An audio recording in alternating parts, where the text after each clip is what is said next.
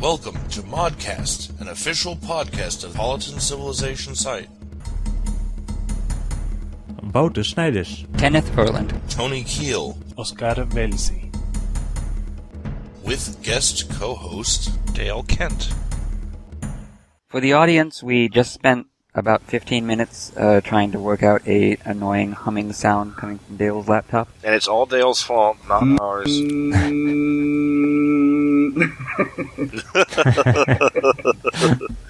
Welcome to ModCast episode 21. 21? Huh? 12. We are joined with Kenneth, Impaler, WRG, Ferland, Hello. Wouter, Locutus, Snijders, Hello. me, Tony GarretSidzaka Kiehl, with special guest co-host Dale Kent. G'day everyone, how you doing? Yay! With 100% less Oscar, Unless he jumps in the middle of the show, which is a which possibility. is unlikely. Yeah, I think he right now at this time is salsa dancing. Yes. He's probably got like 8 women around him freaking him, you know? Yeah, and he's watching football too. Of course. Because by football I mean soccer. Yeah, it's Euro 8. It's Euro 2008. We can't miss that. I don't know if they watch that in South America, but and there's no games right now, or I wouldn't be here.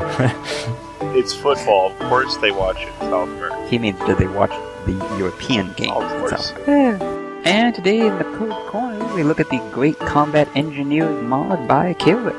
Today in the Artist Sketchpad, we talked about the Great Person mod by Amra and the Final Fantasy VI Air Armor unit by Duel. In the Cartography Room, we talked about Ringworld Script by Rufai. Today, in the Modern Spotlight, we had Dale.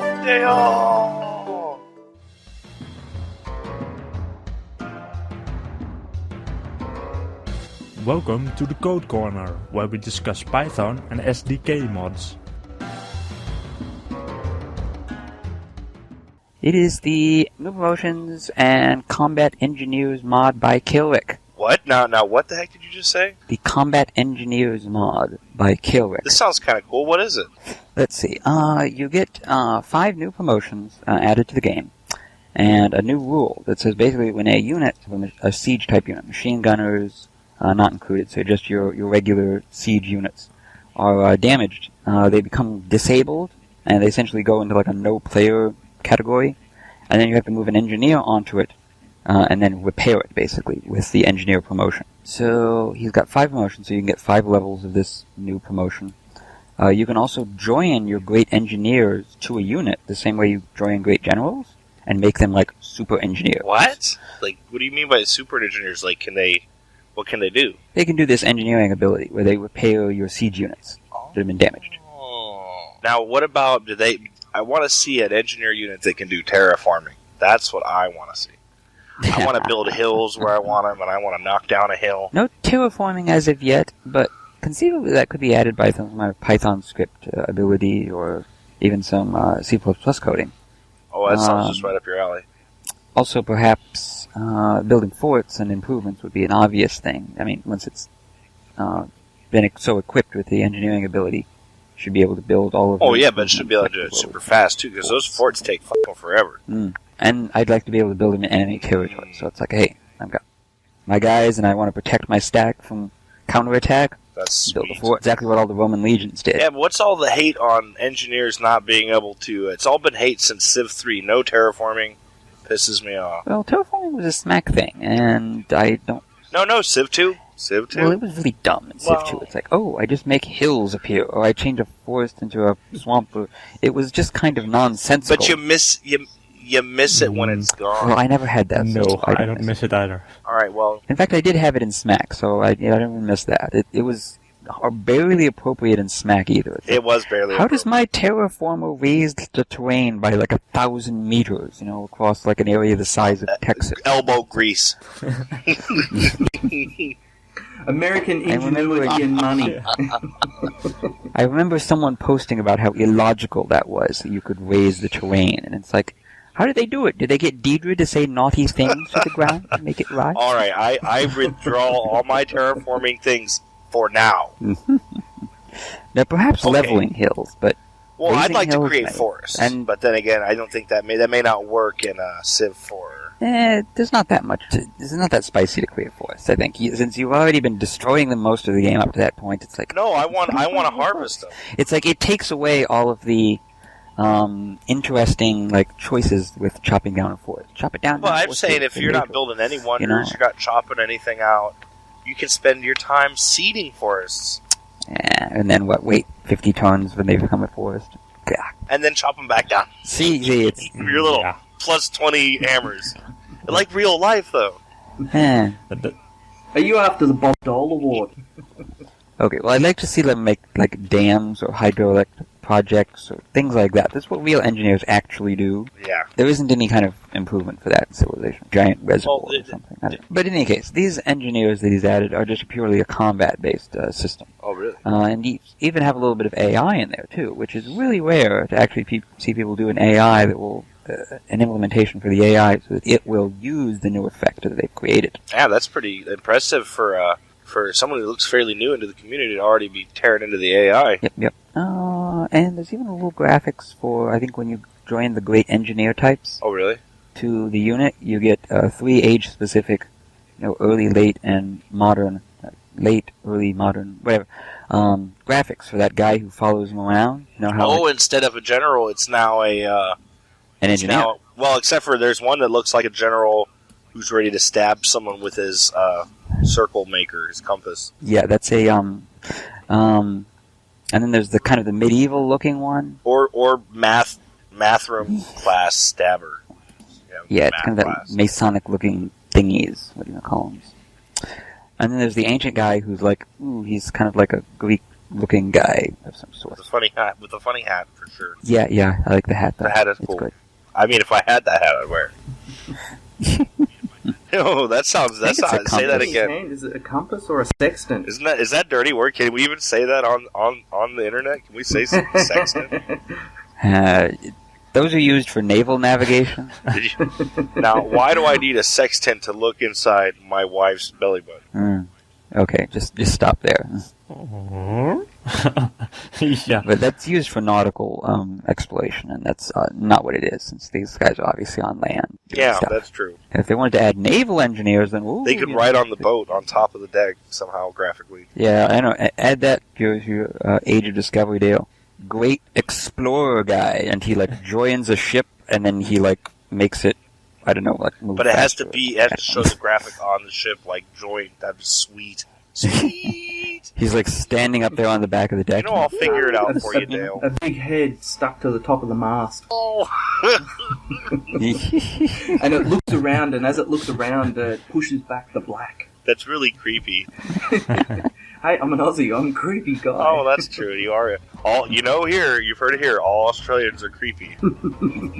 Not as creepy as Tony, though. No one's as creepy as me.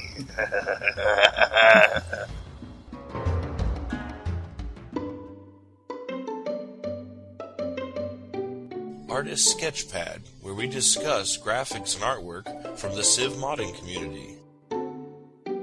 I had found a couple interesting little bits of artwork. The first one is almost kind of part code.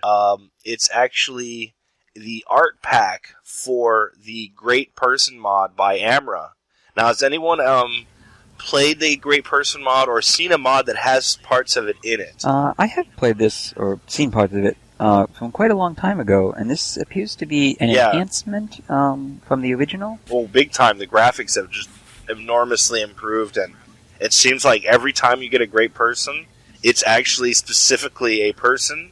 It shows their picture on an embroidered scroll and tells you about them a little bit. And I see he's now got kind of an effect added to the scrolls that show pictures of what type of person it is. So there's this little cogs for the engineers and books for scientists and the little happy fads mask thingies, faces for the artists, and those look really nice, quite nice. And I tell you, it's flavor. Flavor is half of a game, man. It says it not only does it have the name of the great person and the picture or some artwork of them, but it has a quote. Oh yes, the quote. I always love quotes. That is pretty sweet, and I think this might just be worth playing a Civ game with this just to have fun. Have a cultural victory with this kind of thing turn on would be a lot of fun. Yep, and the only thing I think you could... I mean, the quotes are cool, but you know what else would be even cooler, perhaps? The little pedia text kind of thing. The little historical stuff, and it's like, look, our game is educational. Oh, yeah, Amra, you heard that. You could just make a little text box window with a scroll bar under all this with the pedia entry. That'd be sweet. Yeah, or if the people did actually end up in the Civilopedia under, like, great people, and you could just, like, hey, did you see this picture and all the other stuff about them? You can just link it right there. Yeah. You just put a link or something like that. Oh my god, Amra's just had a heart failure from thinking about the 300 pedia entries on great people he's now got to make. No. All you gotta do is you type the name in Wikipedia. Exactly. Copy, I thought about that for the original Civ you're 4, but the amount of work involved. Okay. That's what I did when I had a mod for Leonardo's Workshop. I just copied like 10 pages of text from Wikipedia and put it in the pedia. Yeah. That's how I fill out my Civilopedia as well. That would be great if Wikipedia didn't suck balls. That's true. Wikipedia does suck, but I'd rather know. Especially for historical stuff, it's really, really bad. Some of the science articles are quite decent, but not the history Hey, let me stuff. let you know, I'd rather know something that's skewed and biased than nothing at all. Okay, Amra. I don't know whether to be pleased or disturbed by that. I don't know. I don't even know what I'm saying at this point. Just don't listen to me, okay? The listeners already know better. Now, one thing I wonder is... We never listen to you, Tony. All right. The next thing I wanted to show is some more artwork by Duel. Now, Duel is a fun artist because Duel will do things like Final Fantasy VI units. And this one seems to be flying armor, air armor for Final Fantasy VI. It looks like the Call to Power 2 undersea engineer. It does. Really? Except for the helicopter props. Yeah. I thought it had a little... this is from a Japanese game kind of look to it. Yeah, well, that's Duel's And Call style. to Power 2 doesn't have that weird Japanese girl thingy in it. It's a girl. It's obviously a girl. It's a Japanese anime girl. Yeah, exactly. And it looks low poly to me, and it looks like a lot of fun. Yeah, it's... Yeah, you'd want the helicopter props to be animated. He says here that he has steam effect around the smokestacks and some basic helicopter animations, and he uses the Assassin's flamethrower attack, so it sprays fire at you. Oh, so Duel went all out. I'll just pretend like that you guys know what I'm talking about. Sure, whatever, yeah. Yeah. Now, Tony, why won't you just shut up?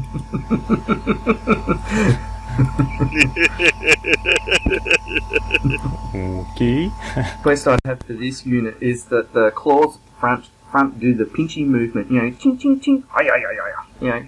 Oh, that'd be sweet. And that's its attack. Like it moves forward and starts pinching the men, you know, cutting them in half, and that'd be cool.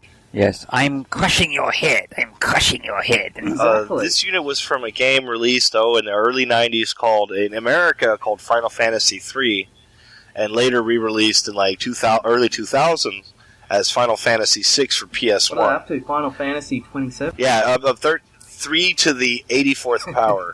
Yeah, I can't believe we're all going to be 80, and it's like, come here, come play Final Fantasy 87 with Grandpa, you know. And each Final Fantasy game will be progressively more lame than the last. So it's like Rambo.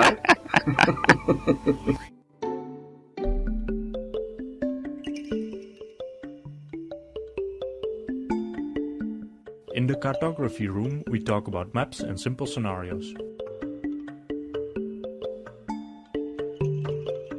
The Ringworld Script is a lot of fun, and if anyone knows my email address, it's ringworldwoo, so I had to add this one. Yeah, the Ringworld one looks really good. Has anyone gave it a shot besides me? Because it's a fun map, and once I tell you what the weird glitches it causes in Civ 4, you'll want to play it. Played around with it for a little bit, but only a little bit, so I didn't notice any glitches or anything like that. Well, look at the screenshot. It's quite apparent. Look at the second from the top screenshot. Yeah, okay, that's to be expected. Quite odd. Is that a shot from that old show, V? Yeah, that does look like the V spaceship. But so basically the idea of this script is the title's based off a Ringworld novel by Larry Niven, and the script is supposed to emulate the planet created in those novels by making it a few squares wide landmass, and then some water, and then the ice pools. So your map's height is maybe at tops 10 squares, but its width is enormously out of proportion. Like, and there's some weird things that happen with this. Like, you will keep meeting new civs for a long time, because your little explorer will get further around the giant ring. And another thing is it's all about the cutoff points, and it's all about the conquest on this map, because you don't have much space. Don't you actually get boxed in really quickly by your neighbors, and that doesn't allow you to explore any further to the sides? That seems like a problem. Well, you need to have open borders agreements or war going on to keep exploring. But listen, I did the exact opposite, Wouter. I sent a axeman and a settler way further than I should have until I got to the Egyptians, and then set my city there and boxed everyone else in. I did that on both sides of my empire. Exactly.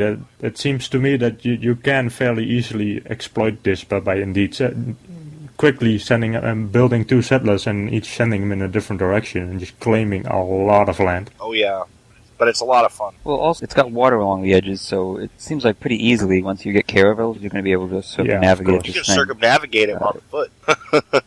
And you can also change the settings to a solid ring, where it'll only be. I don't know. I think it might have border water, but I'm not sure. But you can make the ring unbroken, or you can have it slightly broken with little rivers and little harbors, or you can have it where it's straight up islands and chunks and little continents, but everything's thin and wide. It's a really, really cool concept, and it's definitely something that should be fun to play once or twice, but I'm not sure that it would be really hold up as something that's infinitely replayable, because it does seem like every game would sort of unfold in exactly the same way. I mean, and this was originally created for a tournament for one specific game, so it actually makes sense that way. Probably be a lot of fun for online. Yeah, silly. Yeah, I was about to say that too. It'd be really fun trying to come up with counters for the types of strategies that would be used online. Yeah, definitely, listeners. Map scripts, as you all know, breathe new life into the vanilla version of Beyond the Sword or Civ. So play this one. It'll give you at least a couple hours of guaranteed entertainment. I think I'll forward this to our Tri-League guys, see if they can do a tournament for this one, because that should be fun. Sweet! We can start a ModCast team. Get defeated in the first 10 turns by barbarians. Shh! I'll have none of that. 2 AIs start like right on either side of you. Oh, just stop jinxing my ModCast League thing. I've seen you play, Tony. Oh, come on now. You know it took me only almost a year to beat your mod?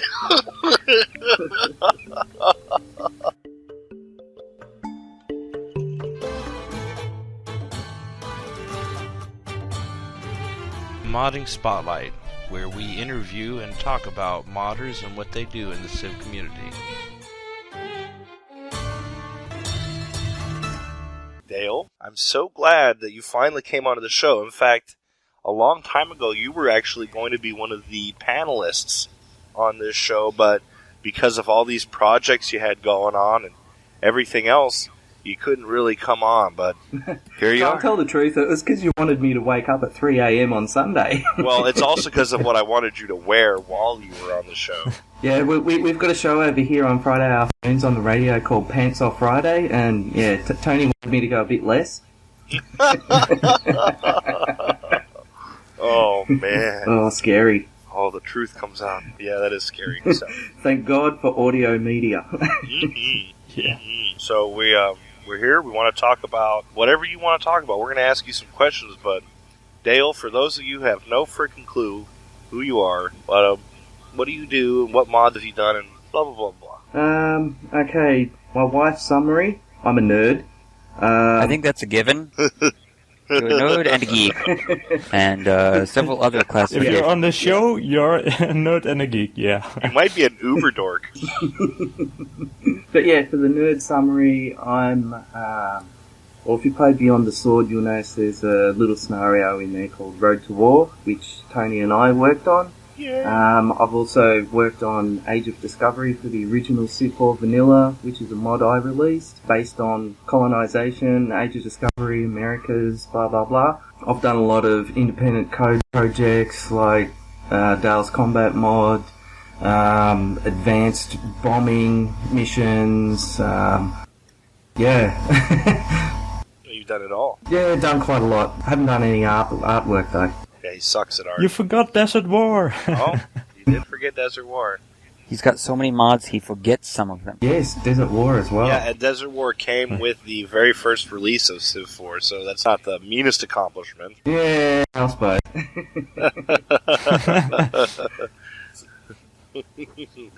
And of course, I worked on that one with Wouter as well. So. So, Dale, what's the deal with the accent? What accent? I don't have an accent. You guys have the accent.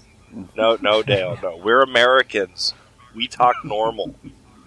I beg to differ. But what's normal these days? Introducing Philosophy Cast. Whatever's American, by definition. Yes, that's correct. My fellow American friend here is correct. And for all our Chinese listeners, I'm sure you just got censored. You know, we get censored quite a bit in China, I imagine. Actually, surprisingly, I think we're not. Last time I checked. Because that's gonna change now. Yeah. No, but what's the deal with the accent, Dale? Where are you from? Okay, I'm from Melbourne in Australia, which is right down the southern tip of Australia, but not Tasmania, the island. That's where we send all our loonies. Like, yes, England sent all their loonies to Australia, but we sent ours to Tasmania. Mm. Wow, that's got to be pretty hardcore when you're, like, exiled to an even more cruddy part of some place that everyone else was exiled. Well, I could have said New Zealand. Ooh. Sorry, Blake. Yeah. Yeah, we should have Blake on sometime. Dale, what do you do in that boring real life thing? Real life? What's that? Yeah, real life. What's that? It's the thing when we're making our money so we can do all our fun things. Money? What's that? It's what you use to get more games. Yeah. Oh, crikey! Yo! I test. I get them for free. Yeah, he's got a good point there. Yeah. And for those listening at home, that's a really good reason to test. Yeah, this is true. So what do you do in real life? Okay, I've got a family, 2.5-year-old, so I don't get very much sleep at all at the moment because he's bouncing off the walls. Real life job, I'm an IT manager, so I'm usually one standing there with a whip going, "Quick, work harder, slaves." Code monkeys. We will give you peanuts if you code faster. And worse than yourself, Ken, because they do ASP, web programming. You. Wouter, you think of something good to ask. Did I tell you I was that tired? No, this will be a good question because you won't make any sense. I'm completely blanking out. I actually had a list of questions earlier, but... Just pull one of those, like a chef from Control-Alt-Delete. Why does purple hate peanut butter, or something, just totally non-sequitur questions. So, can you tell us what you're working on right now in terms of Civ mods, if anything? At the moment, I'm just finalising and testing a few last changes to the Road to War add-on Pack 2. I'll be coming out with that very soon. That's going to include a world map. Finally, got the world map finished. Sweet. Woohoo! And yeah, I'm just finishing up a couple of last bugs. Does it have New Zealand on it? I don't want to offend your neighbours. Yeah, it does, but I actually think it falls under Australia. Ooh.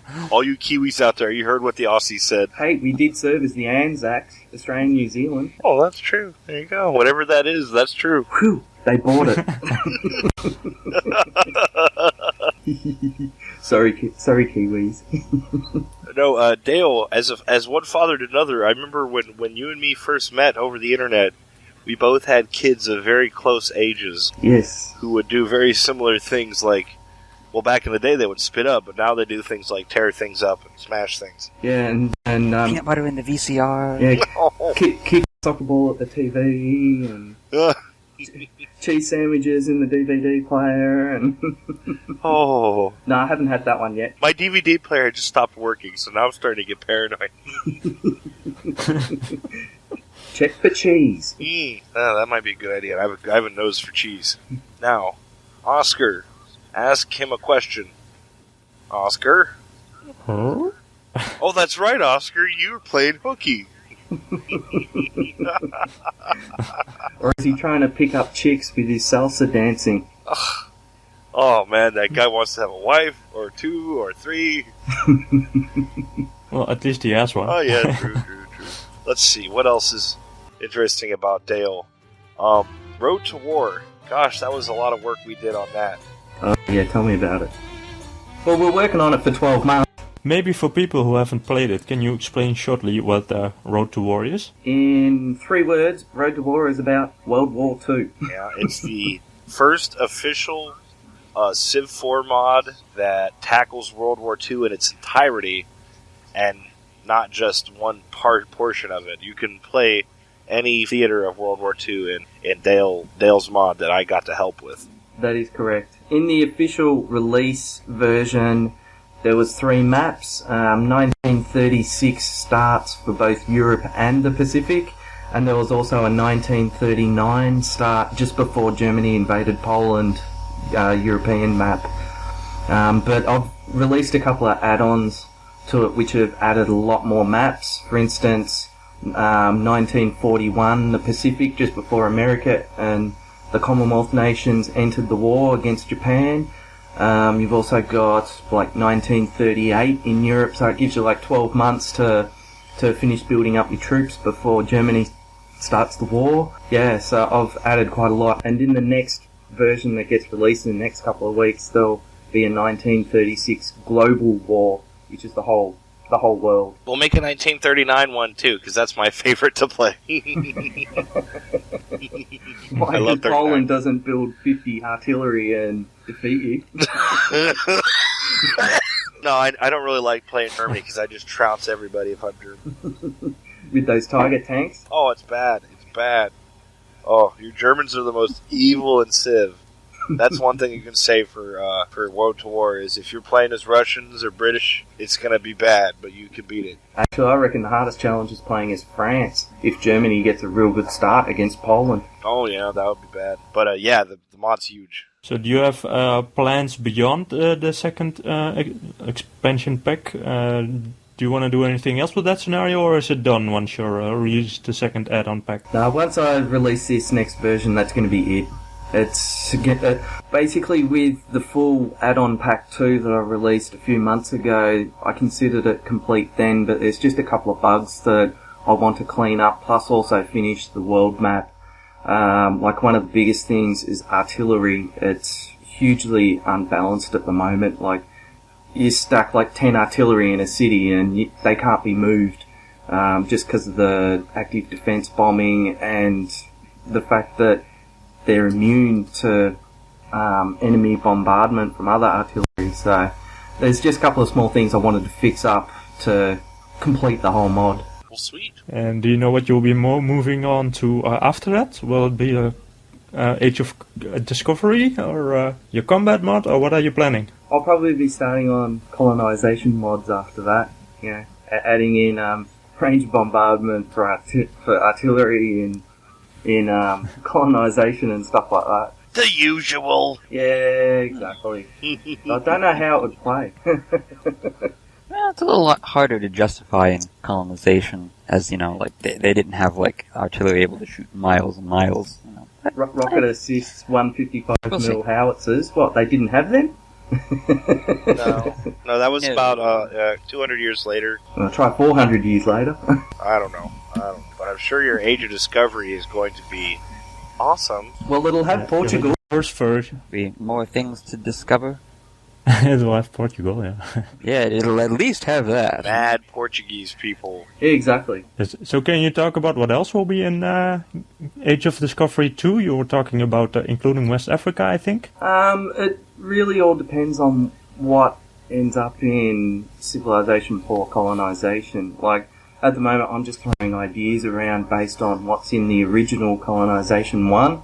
Like, for instance, they've got the 4 nations, but, you know, other big nations during the Age of Discovery were, well, you got Scandinavian civs, like Norway, for instance, they played a huge role in actually discovering North America. Russia with Alaska. Yeah, but then they immediately abandoned it. They were there for about 1,000 years, I think you'll find. So, not immediately abandoned. Yeah, but that in Civ, that's only like 20 times. Unless you're up the end of the... Oh, yeah. But yeah, other stuff for the mod. I'm looking at hypothetical as well, like China. Like there's all these rumours about this 1421 tour that this Chinese general or admiral did and discovered the world, basically. Pretty fetched, but make a really good scenario to be based on. And as you said, I'm looking at, you know, Africa as well, because there was a lot played within the Age of Discovery down the west coast of Africa as well. Like, it was really where it all began. That'll be sweet. True, and I heard the Chinese were able to sail pretty much all the way down the eastern coast of Africa to about the Horn, you know, which is pretty darn far. You're going all the way around India and whatnot, and they went through Indonesia, but unlikely they would have reached the New World because of the very stormy seas up in the northern areas, you know, around Alaska, they would have had to go through. Yeah, but the possibilities there, I mean, the Bering Strait, it's not exactly that wide. Oh, I'm saying it's not the wide. Icebergs, mate. Weather up there. Crikey! You know I'm going to keep doing that this whole episode. Oh, yeah, I had to expect it. I told him my making fun of his accent would be elaborate.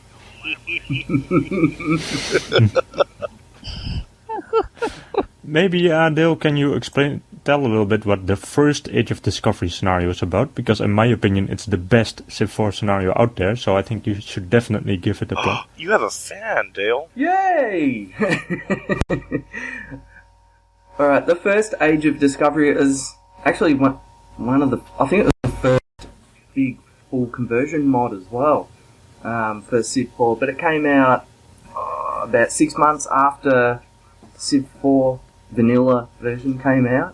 It was sort of like my tribute to Colonization, the original game, where you had, you know, a number of, you know, you had a little bit of the old world and you had to sail west and find the new world and, you know, explore it and colonize it, and there were native tribes, there were all the things you would expect in an Age of Discovery mod. There was, you know, war, there was old world politics. So I brought in new concepts that hadn't been seen in Civ before. Things like, well, for starters, the artillery ranged bombardment. That was where that first began. There was also trade vessels. So, like, your New World cities would generate a trade vessel and it would automatically sail across to the old world, and you could use your pirates to capture them. Pirate hunters, I brought that in as well, so that you could hunt down the pirates that were capturing your trade vessels. There was a lot of tiny little things like that I brought in, which also eventually, some of them made them into later iterations of Civilization, like the hidden nationality.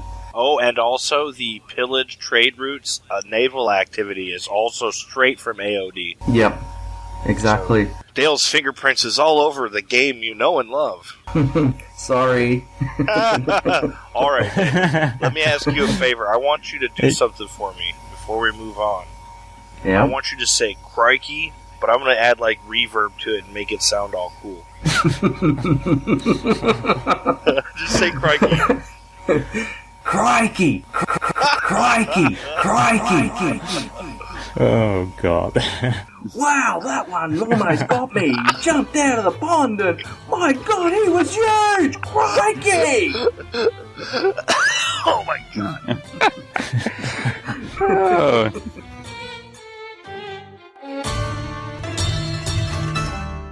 call us if you have any feedback. In North America, the number is 301-637-7659. That's 301-637-POLY. In Europe, it's a UK number 44-121-288-7659. That's 44-121-288-POLY. You can Skype us at The Polycast or email at polycast@apolitan.net. The only thing worse than being talked about is not being talked about. For more information on ModCast, our sibling show Polycast, or about Polycast in general, log on to the series' official website at polycast.apolitan.net.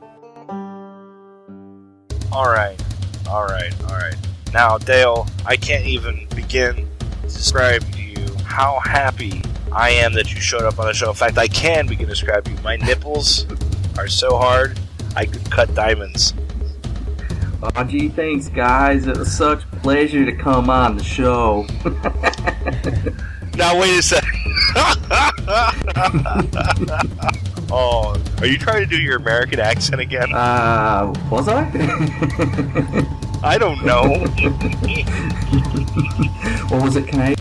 It might have been. We'll have to consult our resident Canadian expert, but he's not on the show. He's on the sibling show, Polycast. Now, how was that a lead in Polycast, eh? I'm plugging everything today. Shamelessly, too. Well, Dan is technically my boss, so I'm going to shamelessly plug him. Dan. I'll shamelessly plug anything he asks me to plug.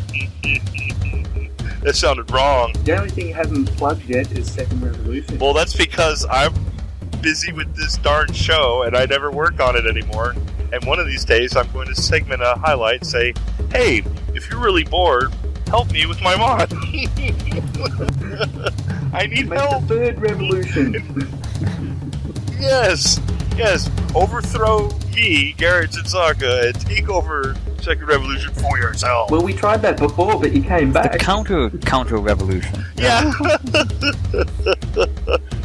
Oh, man. So, a lot of stuff we talked about today.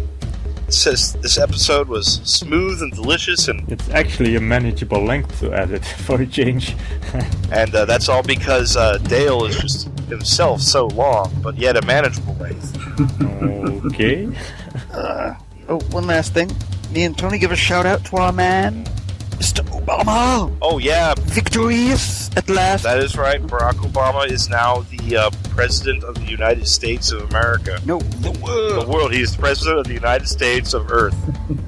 He has no power in Australia. Yeah. The United Federation of Humans. Australia will bow to him Good luck. or face the consequences. Good luck. We'll rise up and defeat you. No, we'll ally together to fight together the alien scourge about to attack Earth. But we'll win because we got the boxing kangaroo. And we have Obama. And we have Aussies that say Crikey. Crikey! As their battle cry. Crikey! It'll be sweet. Alright. This is silly enough already. No more silliness now. We must end all the silliness. Today. Yes. No. Wait a minute, you're canceling the show? No! Alright. Today, we have been joined with Oscar Elohim. Well, wait a second. 100% less Oscar. He's the one who missed. And missed out. we have been joined with Wouter, Locutus, Snijders, Just barely. Just barely, though. Bye-bye. Kenneth, Impaler WRG Ferland, Yo. me, Tony GarretSidzaka Kiehl, bye, and with special guest, co-host, Dale, the Dale Man, Kent. Thanks, guys. It was an absolute pleasure. Join us in 2 weeks, hopefully around that, again, for whatever else we have in store for you. Goodbye. Bye-bye.